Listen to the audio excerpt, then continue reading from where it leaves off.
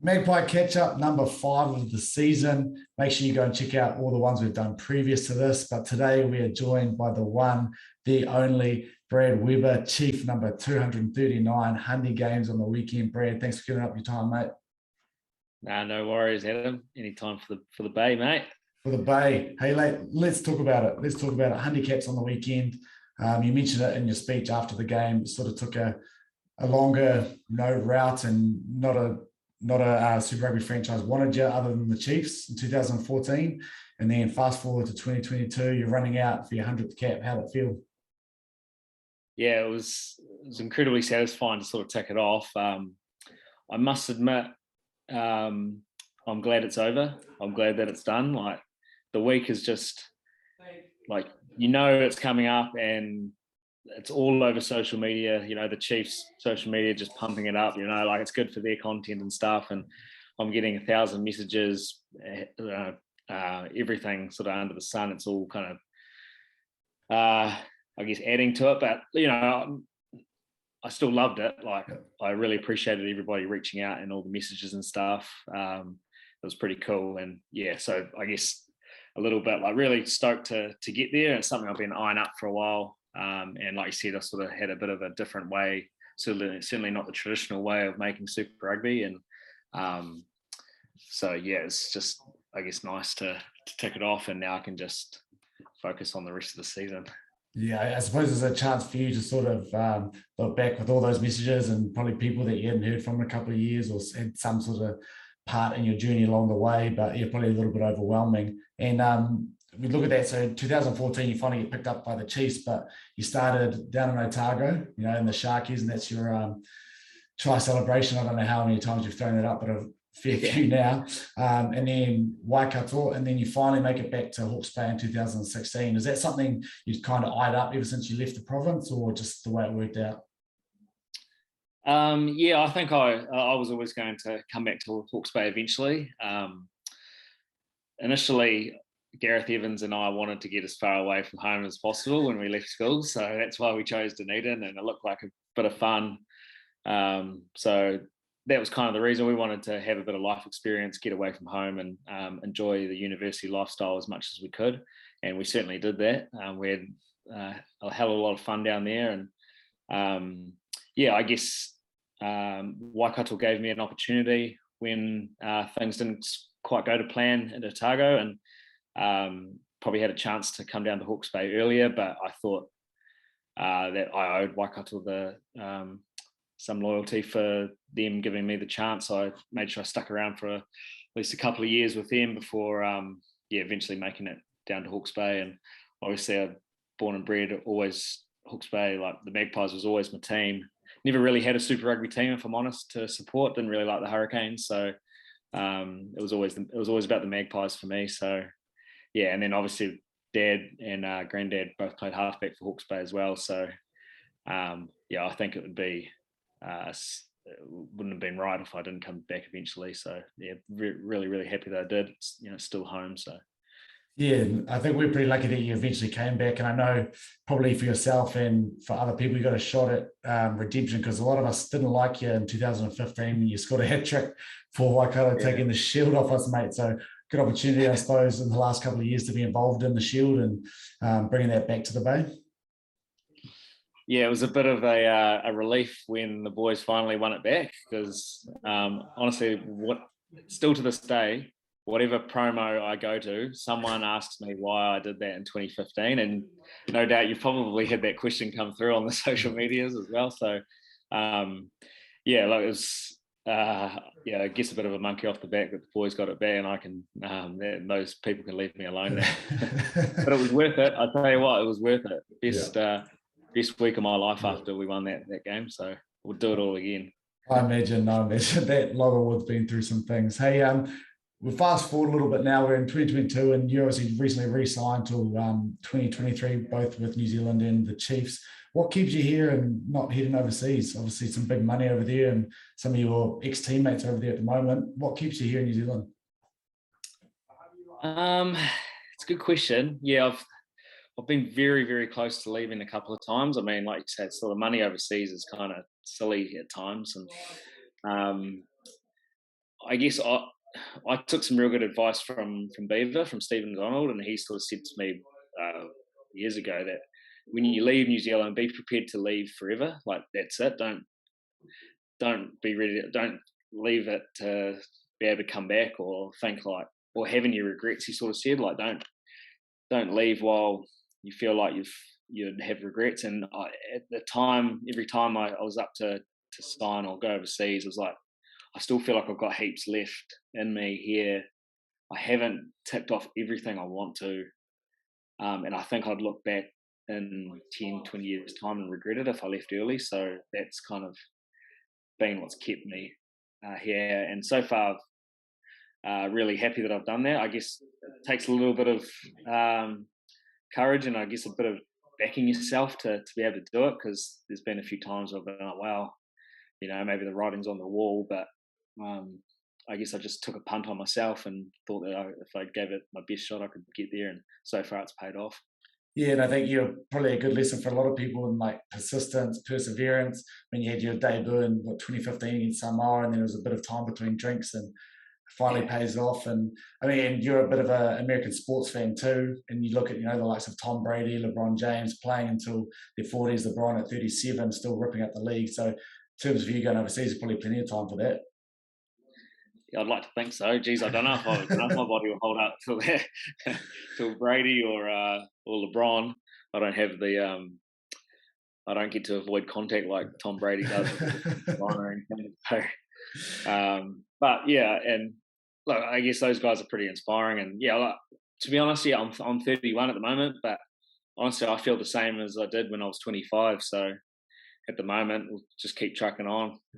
Any more to come, mate. Hey, we'll switch away from rugby a little bit because a few questions popping in of what you're doing outside of rugby too. And I was having a little scroll through the Instagram, and some people might mistake you for a golfer who plays rugby. What's the handicap sitting at the moment? Yeah, my handicap at the moment is down to a 5, yep. So I'm going not too bad. I mean, I always enjoyed golf. Played a lot at high school. Man, like Ehi West, Gareth Evans, we used to skip down to Maraenui golf course. Might miss the old 5th period, just try and pop down there for a quick 18. I wasn't very good.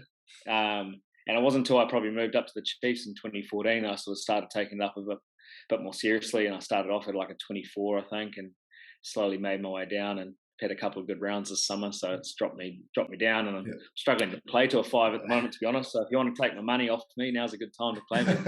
If we can make the trip up, might we have to get a camera out and do a round. Yeah. What's the best course you've played, bro? Geez, there's been a few. I will say the best one worldwide, like I've played some good ones in New Zealand. I've been lucky enough to play Tariti and the Hills.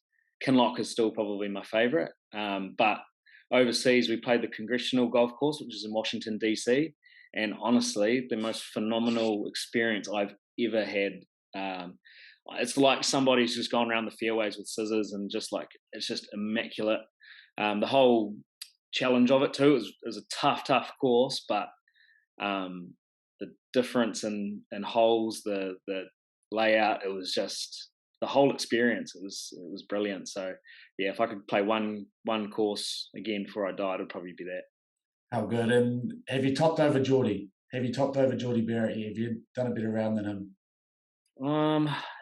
There might be I think I've probably had a day where he's had a shocker and I've had a rip snorter and I've been able to beat him, but consistently, absolutely not. The guy's a freak. He's I think he's back down to a scratch handicap, so. And he just hits shots that I could only dream of. So just ridiculous, eh? Let's talk a little bit about that too, and sort of what lies next for you outside of rugby, because some people might not know this. You're a DJ, you're hosting radio shows, bit of an entrepreneur, you're into your cryptos, your NFTs. You got to DJ, or you got to open for NetSky. How was that? How'd you get into that? So, to be honest, that was a bit of dumb luck, if I'm completely honest. Basically, I just did this. I don't know if you saw this video that I did in MIQ a couple of years ago with the All Blacks. They asked me to do like a day in the life of MIQ, and I sort of said to them, all right, I'll do it, but you got to let me do what I want to do, and like you just put it all together. And they agreed to that.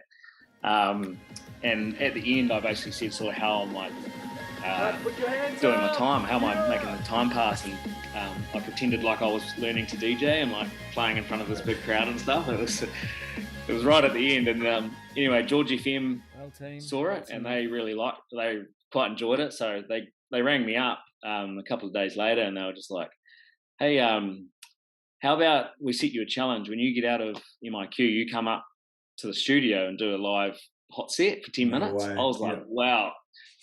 And I'll point out, at this stage, I had no idea how to DJ. I actually didn't know a thing. So I was like, oh my God, I've got to basically learn how to do it, or I'll look like an absolute idiot. And of course I had to say yes. So I spent the next week, basically, I signed up to this like online course and tried to nail it. And anyway, ended up doing all right, like kind of 10 minutes, like enough to get by. I was bloody nervous.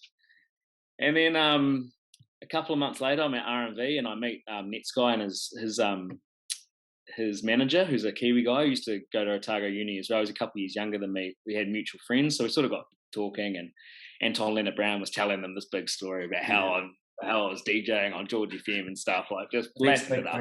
Yeah.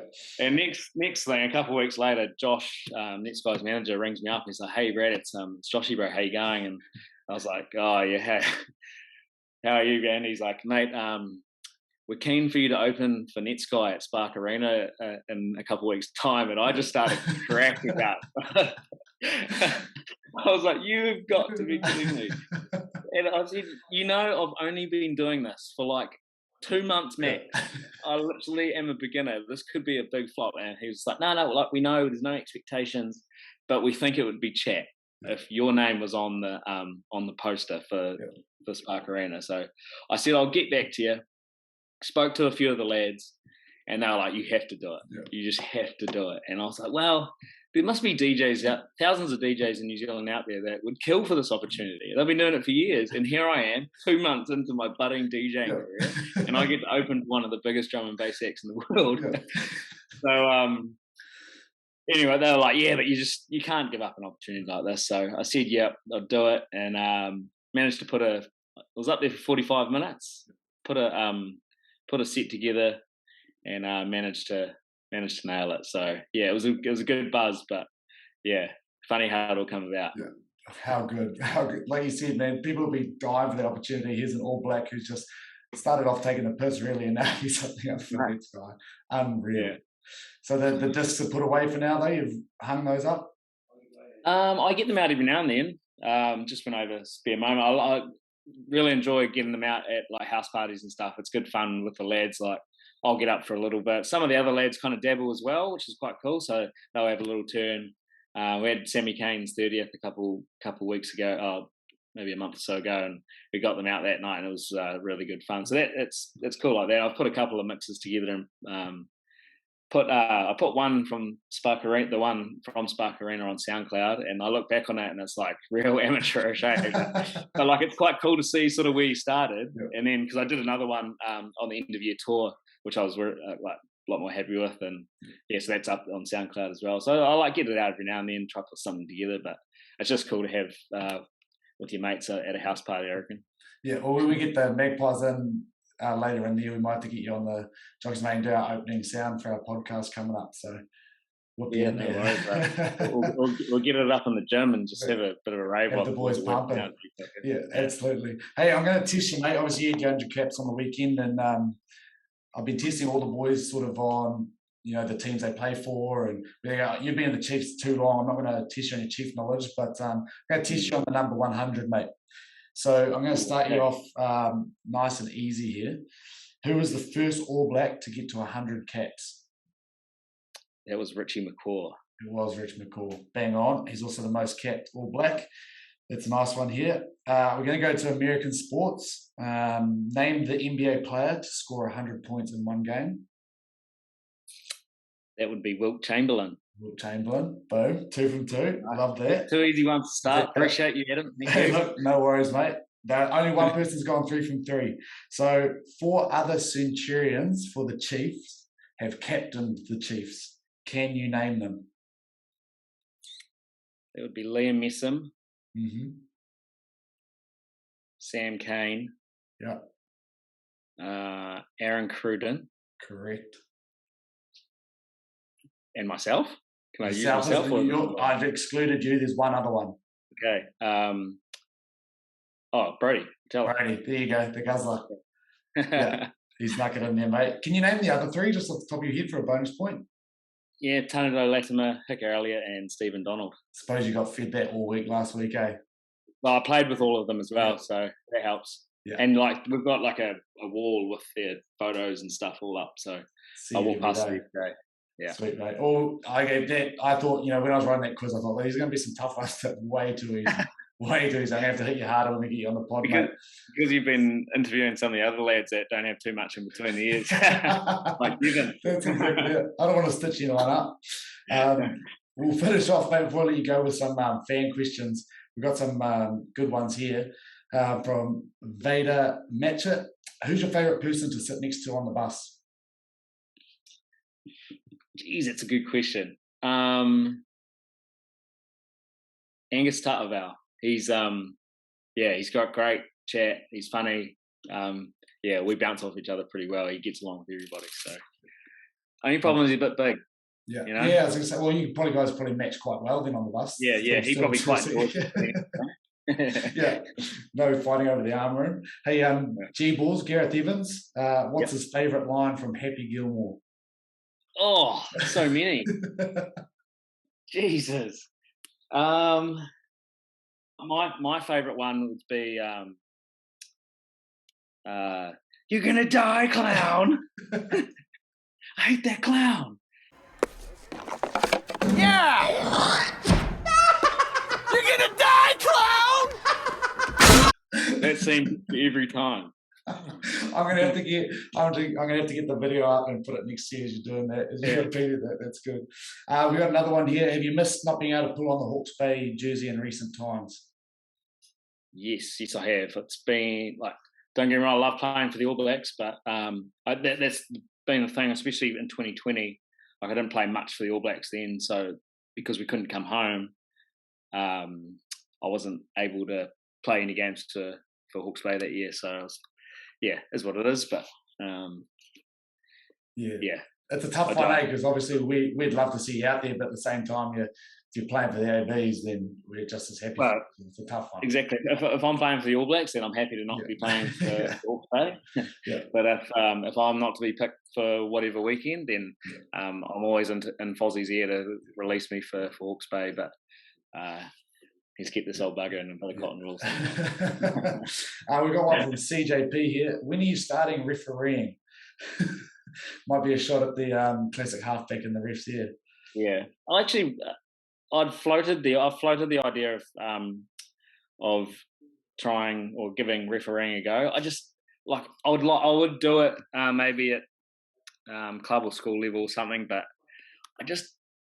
I feel for referees, because you can have the best game in the world and it doesn't matter, half the fans are going to hate you. For usually ridiculous reasons and just for doing your job. It's a thankless job, and I don't know if I've got the steel for it. Tough old gig that. So quick shout out to our referees out there. Thank you for the job that you do. Absolutely. Yeah, nothing but respect for them. And last one here, mate, and I want to get this one right, so I'm going to read it word for word. And there may be a little bit of remorse in this question from someone. You had to go at him last week, so he's coming right back at you. Devon Flanders. He said, how do you find time juggling footy with helping Santa make his presents? Well, it's quite easy when you've got naughty boys like Devon, so that you don't actually have to make too many. But it's tough, and only the strong can juggle both. Strong of mind, something that Devon would have no idea about. So it's tough, but someone's got to do it. Someone's got to do it, mate. And you're keeping New Zealand kids happy all across the country. Hey, before I let you go, mate, you've got a ripper of a shirt on there. Do you want to chuck that on the screen? Yes. How good? Bay Lager beer. Yeah. Yes, I good friends with Jack Crasborn, one of the founders of Three Wise Birds. Him and I actually and G Balls. We lived together on Castle Street in Dunedin for a year, so knows his way around a good beer and a good cider. So I love everything about Three Wise Birds. Yeah, nah, appreciate it, mate. Hey, look, thanks for giving up your time. I know you're busy and talking about the Hyundai. Hopefully that might be it for a wee while now, but all the best for the rest of the season, and we'll catch up with you later on. Beauty. Cheers, Adam.